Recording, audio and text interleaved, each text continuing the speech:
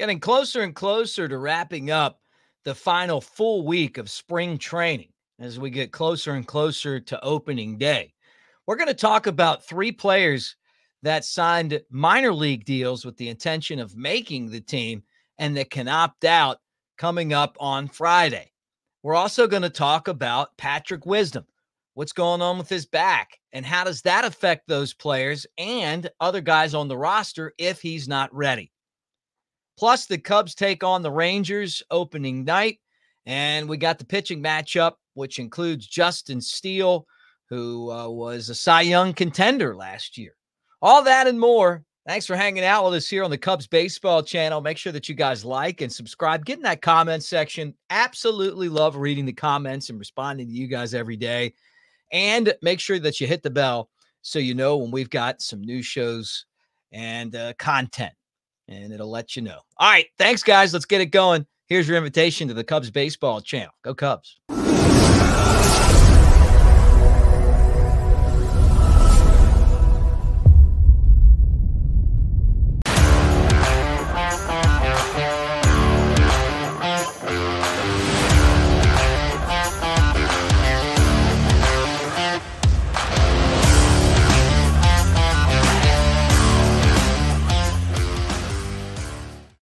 So everybody, it's Mick Gillispie. Welcome to the Cubs Baseball channel at Broadcaster Mick.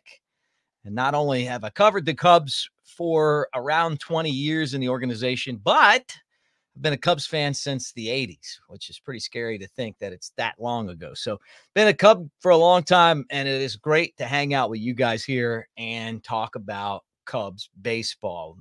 Yesterday was watching the Cubs on Marquee, and I'm yelling, hey, you guys, we're at Ho-Ho-Com. Let's talk about Ron Santo and the line of people that used to sign autographs there. Every time I see that stadium, I think of Ronnie signing autographs, which I used to watch him do.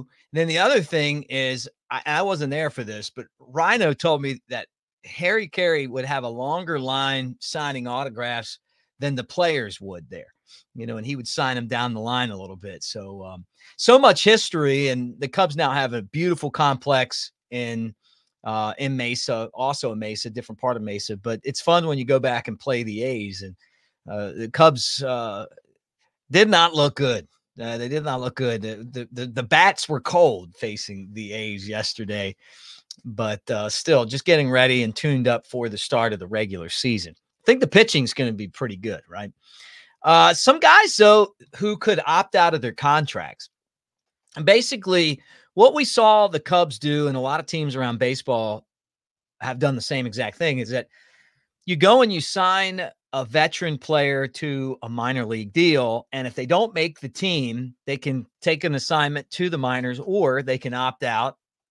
And this time of year, maybe there's not a spot on the Cubs for you, but there's a spot on another team for you. And so I'm waiting to see, who's going to opt out. They still have a little bit of time, but the 3 guys that I thought about who could opt out and may be able to find jobs other places are Garrett Cooper, who we've talked about as a possible replacement for Patrick Wisdom if he's not ready to go.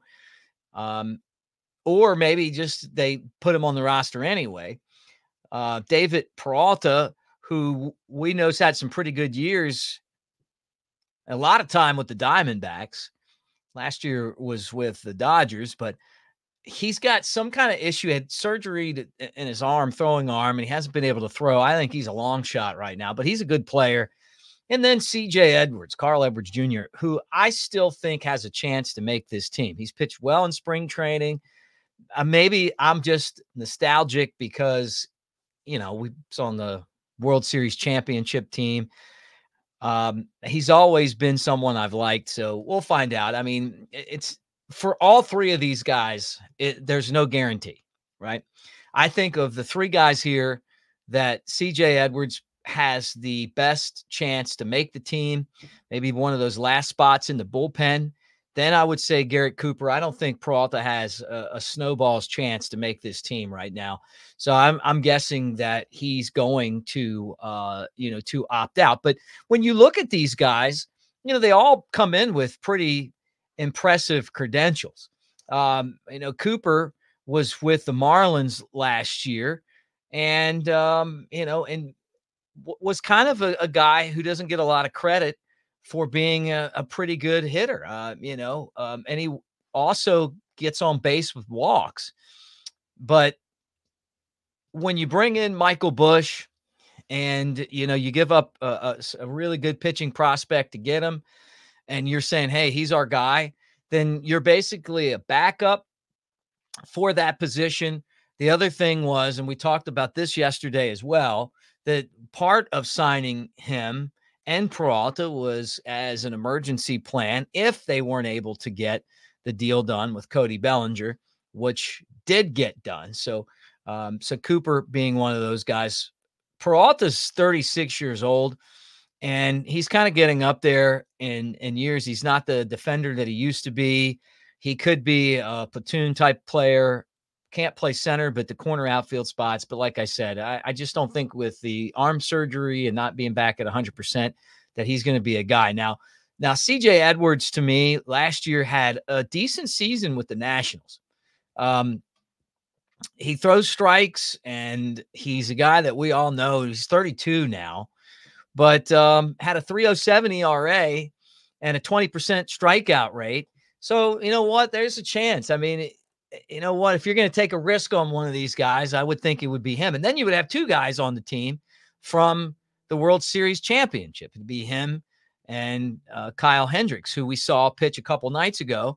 Did fine. Got hit around his last inning.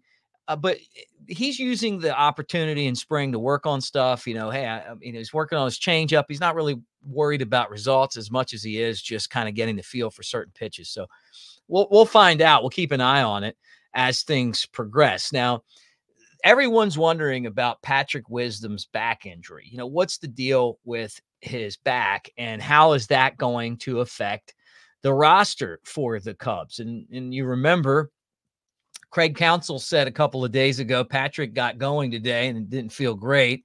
Not really sure what's going to happen next, but obviously it's concerning that we had to stop today. And then you start to look at, okay, well, you don't really have a lot of time. Back injuries take time to heal. And he's fighting for a spot on the roster. I don't think he's a guarantee. I mean, he did hit 23 home runs, but he only bats 200. He strikes out a lot, and he doesn't play great defense. What about some of the other guys that you have and some other possibilities? Could this be where Garrett Cooper makes the team? Or what about Dominique Smith, who, is a decent hitter?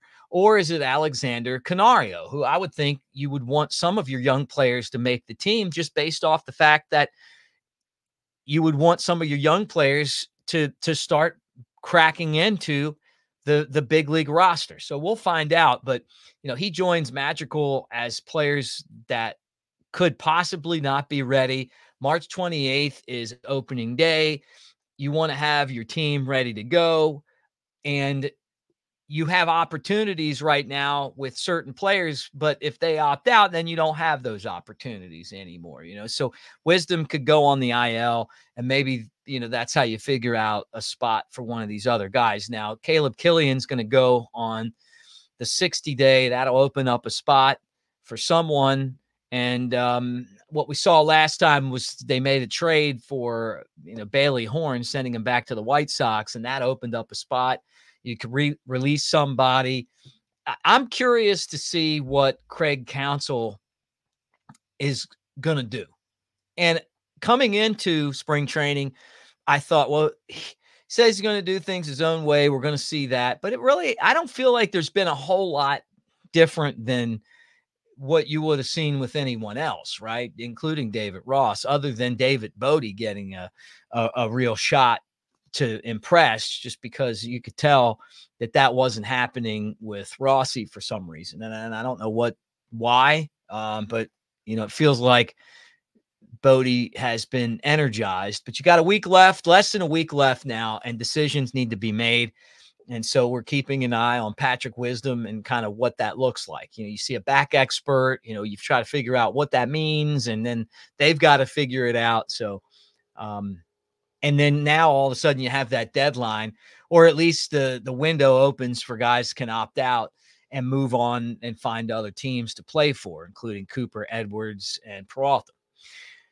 Then you got the showdown with the World Series champion Texas Rangers. First time in their franchise history that they are the champions.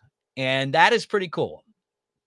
I remember growing up, seeing the Rangers. They were always a team that hit a lot of home runs. I saw Nolan Ryan pitch for them a few times in person. They scored a lot of runs, but when it came to postseason play, they were never a contender. Then they went and got Bruce Bochy. Then they cut right through the playoffs and destroyed everyone last year en route to Bochy's 4th World Series champion as manager.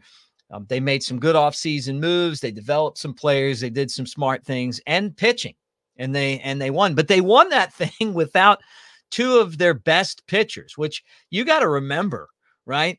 Jacob deGrom and Max Scherzer, who are still with them. deGrom, Tommy John surgery, Scherzer herniated disc, still sidelined right now, rehabbing from surgery. And so when they won the World Series, it was Jordan Montgomery and their opening day starter, Nathan Eovaldi, who was fantastic. And this is your opening day pitching matchup. So left-hander Justin Steele for the Cubs. You guys knew that. And then Nathan Eovaldi, who was a postseason superstar last year for the Rangers. And Steele coming off of this, which was just a magical campaign for him. 16-5 record, 3.06 ERA in 30 starts, right? 176 strikeouts in 173 innings, only 36 walks. Throws a lot of strikes. They say he throws 2 pitches, but the breaking ball seems to do different things to me, even though maybe technically it's the same pitch. I know he's trying to add a changeup to his arsenal. I don't necessarily think you have to have more than 2 pitches to be a successful starter, but you have to have 2 damn good pitches. and he does. You also have to be able to change speeds with those pitches and move them around in the zone. And that's what he's able to do as well. It's like, I always felt like that slow breaking ball just kind of reminded me of one of those like Bert Blyleven curves, but it's technically a slider, and I guess it's more of a sweeping pitch than it is like kind of overhand. But he's able to do a lot of different stuff with those 2 pitches, and then adding the changeup is going to be interesting to see if he's able to kind of master that. But this was a slam dunk. This is exactly what you want to have when you're putting a team together. You're like, hey, here's our ace, and that's what the Cubs have with Justin Steele. So he's going to get the start. We'll see how many innings they've got him stretched out to throw, and what happens when the Cubs are there and the Rangers are unveiling their championship pennant. Now let's talk about Nathan Eovaldi. I mean, look at this guy, 12-5 last year, 3.63 ERA, 25 starts. He's a guy that has been an opening day starter in the past. It was actually 3 opening day starts, 20 to 2022, all with the Red Sox. You're the Red Sox. How do you let this guy go? I mean, how do you let him walk, right? Well, Eovaldi, when the chips were on the line last year, was fantastic, along with Jordan Montgomery. They don't win without either one of those guys. And so he's going to get the nod against the Cubs on opening day. So great pitching matchup. I think it really is. Sorry, put that back up. Justin Steele and Nathan Eovaldi, and that's how the season starts, as the Cubs play the Rangers on the road for the first 3 games. Then they come back home and they take on the Rockies and the Dodgers. So all that lining up as we move forward. All right, guys, thanks for hanging out with us here on the Cubs Baseball channel. Make sure that you guys like and subscribe. Give us a thumbs up. That's a great way of saying go Cubs, and we appreciate you being here for the show. Get in the comments section. Hit us up there as well, and we will talk to you guys tomorrow unless something breaks. And then we'll jump on and talk about that, and who knows? Anything can happen at any time. Go Cubs.